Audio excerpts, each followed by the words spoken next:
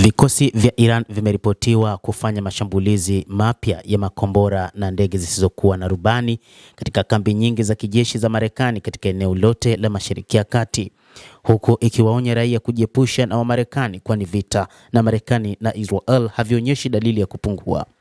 Vituo vya Marekani nchini Iraq, Bahrain na Kuwait vyote vimeshambuliwa, huku mzozo huo ukiingia siku ya 16 kwa mujibu wa Jeshi la Walinzi wa Mapinduzi ya Kiislamu ya Iran IRGC. Huku mzozo huo ukiwa katika wiki yake ya pili kwa mujibu wa Jeshi la Walinzi wa Mapinduzi ya Kiislamu IRGC.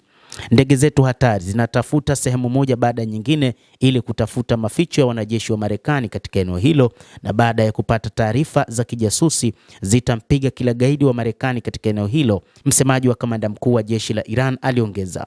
Rais Donald Trump alisema mashambulizi ya kulipiza kisasi ya Iran dhidi ya washirika wanaohifadhi kambi za Marekani katika Mashariki ya Kati ni mshangao mkubwa nilioupata katika jambo hili zima. Wataalamu wanapima matarajio ya Iran. Rais wa Marekani Bwana Donald Trump anasema kisiwa cha Kharji kilibomolewa kabisa, lakini tunaweza kukipiga mara kadhaa zaidi kwa ajili ya kujifurahisha, alisema rais huyo katika kile ambacho ni kama ni tishio kwa Iran. Rais wa Marekani amesema na kuzua hofu ya mshtuko mkubwa wa usambazaji wa nishati duniani, ikiwa miundombinu kwenye kitovu kikuu cha mauzo ya mafuta ya Iran itaharibiwa.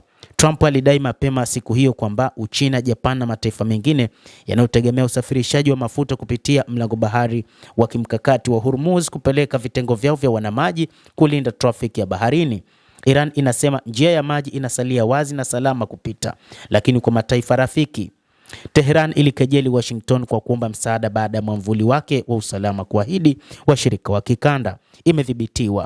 Imethibitishwa kuwa imejaa mashimo. Waziri wa mambo ya nje wa Iran Abbas Araghchi alizitaka nchi jirani zinazohifadhi kambi za Marekani kuwafukuza wavamizi wa kigeni ambao wanaalika badala ya kuzuia matatizo. Marekani kupitia kambi zake haina ulinzi wa mataifa ya Mashariki ya Kati, lakini zaidi inaharibu eneo hilo la Mashariki ya Kati, ni kauli ambayo ilitolewa na Abbas Araghchi. Araghchi ameziomba nchi za Mashariki ya Kati kuhakikisha wanaiondoa Marekani katika eneo hilo ili usalama wao uwe wa uhakika. Tangu mashambulizi yalipoanza, Marekani haikutoa msaada wowote dhidi ya mataifa hayo. Zaidi, mataifa hayo yamekuwa yakishambuliwa vibaya na mashambulizi kutoka nchini Iran.